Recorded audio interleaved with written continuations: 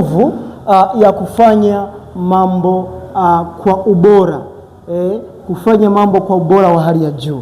Hii ni kanuni na ni kiini kwenye kila kitu. Yaweza kuwa wewe unafanya biashara, yaweza kuwa wewe unafanya kitu fulani kwenye maisha yako.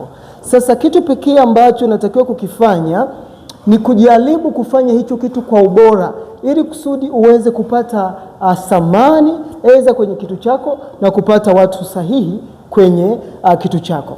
Sasa leo tutaenda kuangalia kuna nguvu gani pale ambapo wewe utakuwa unafanya mambo hasa katika ubora ambao ni wa hali ya juu. Tunaona ni watu wengi wameweza kupoteza kazi kwa sababu ya kufanya mambo kwa kurasharasha.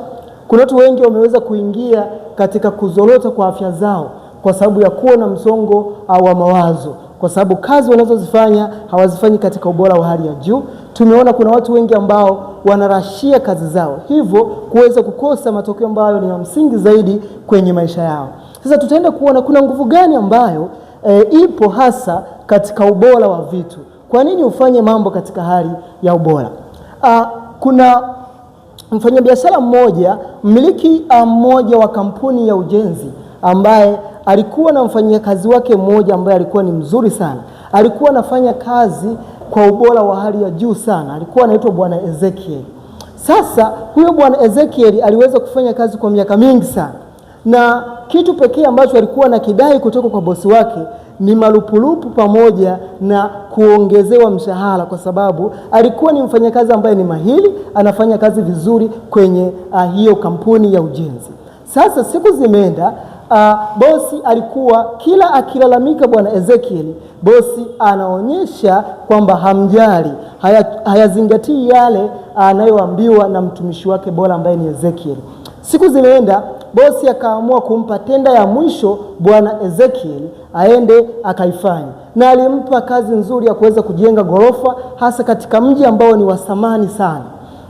Hiyo ilikuwa ni kama tenda ya mwisho ya Bwana Ezekiel, kwa sababu alikuwa amefanya kazi ambazo ni nzuri, kazi zenye ubora, lakini amefanya kazi kwa muda mrefu sana, na alikuwa anafanya kazi hata bila kuongezewa mshahara.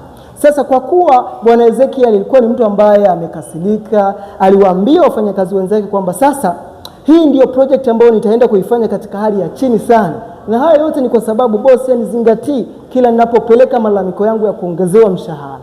Sasa Bwana Ezekiel akaanza kujenga hilo gorofa mpaka likakamilika, na aliweza kujenga hilo gorofa katika hali ambayo ni ya chini sana.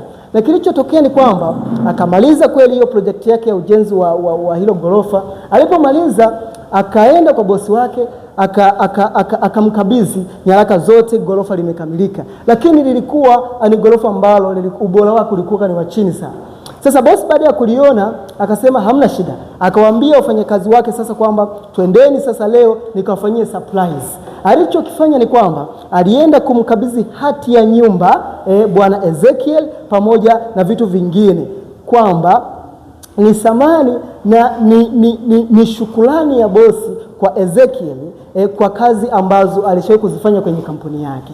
Sasa Bwana Ezekiel, kilichotokea ni kwamba alianza kutoa machozi, alianza kulia.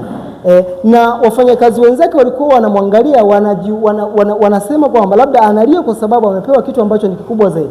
Lakini Bwana Ezekiel alikuwa anatoa machozi ambayo ni ya kusikitika. Kwa nini ameweza kufanya hicho kitu katika hali ya chini sana? Kwa hiyo wewe unayenisikiliza hapa, haijalishi upo katika state gani, upo katika hali gani, unatakiwa kufanya mambo kwa ubora. Hata kama umeweza kukaa kwa muda gani, haujaongezewa kitu fulani, no, unatakiwa uendelee kufanya vitu kwa ubora, kwa sababu huwezi ukajua kesho na kesho kutwa kwamba kitatokea kitu gani. Sasa leo tutaenda kuona nguvu ambayo ipo hasa pale unapofanya mambo kwa ubora. Lakini unawezaje kufanya mambo kwa ubora kwenye kitu ambacho unakifanya?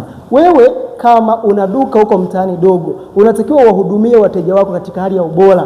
Kama unataka kesho na kesho kutwa uje utengeneze kitu kikubwa. Wewe mama ntilia ambaye unanisikiliza sasa hivi, kama unataka kesho na kesho kutwa uje uwe na migahawa mikubwa, unatakiwa uwahudumie watu vizuri katika hali ya ubora, ili kesho na kesho kutwa uweze kufikia yale yote ambayo wewe umeyaplan. Lakini pia kama wewe ni mfanyakazi unanisikiliza hapa, unatakiwa kazi zako uweze kuzifanya kwa ubora. Kama unataka kupanda ngazi ama kuwa bosi mkubwa baadaye, unatakiwa kufanya hizo kazi kwa ubora, kwa hali ya juu, ili kusudi kesho uweze kufikia katika yale ambayo unayatamani. Sasa unawezaje kufikia au unawezaje kufanya mambo kwa ubora? Leo nitakupa formula 2 ambazo ni za msingi sana, ambazo naamini kwamba ukizitumia vizuri una uwezo mkubwa sana wa kuweza kufanya mambo yako katika hali ya ubora. Formula ya kwanza tunasema millions audience.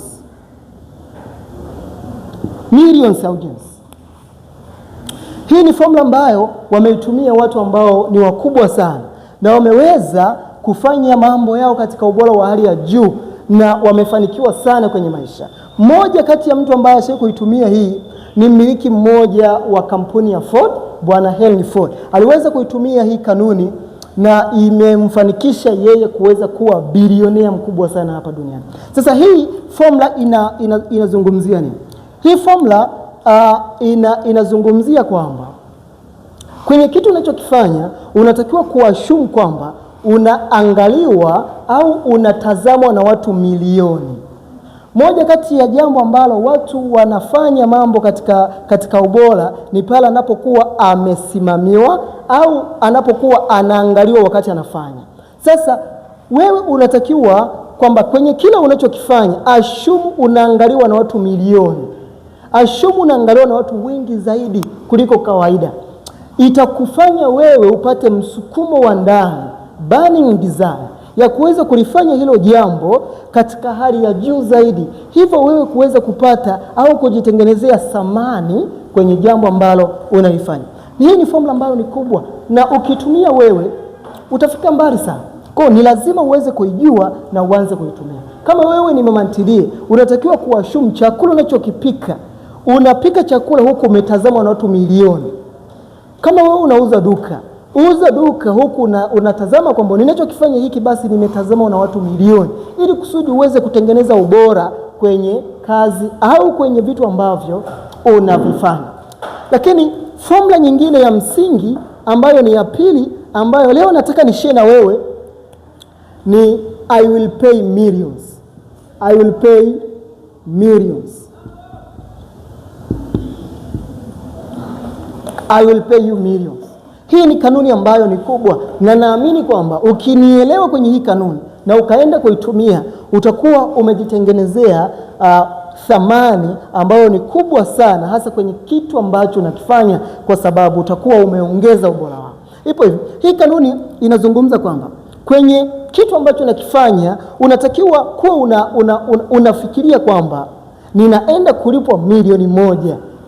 Ninaenda kulipwa milioni moja. Wewe kama ni fundi viatu, unatakiwa kila unapofanya hiyo kazi assume kwamba ninafanya kazi ambayo nitalipwa milioni moja. Wewe kama unafanya biashara ya kuuza vitu ambavyo unatengeneza mwenyewe, unatakiwa unatengeneza unaamini kwamba nitaenda kulipwa shilingi milioni moja. Ukileta hiyo nguvu katika mawazo yako, katika mind yako, ukaanza kuifuata, utajikuta unaanza kutengeneza mambo yako, unaanza kufanya vitu vyako katika hali ya ubora sana. Hiyo inapelekea wewe kuweza kuongeza thamani na kukubalika sokoni. Kwa hii ni moja kati ya kanuni ambayo ni kubwa sana. I will pay you millions. Nitakulipa milioni moja. Hii ni kanuni ambayo wameitumia mabilionea wakubwa, yakiwemo makampuni ya Tesla na yameweza leo kujulikana na kutengeneza thamani kubwa sana duniani. Kwa nini wewe usiwe miongoni mwa watu ambao wanafanya mambo yao katika hali ya ubora, ili uweze kujijengea thamani kwenye kitu ambacho unakifanya?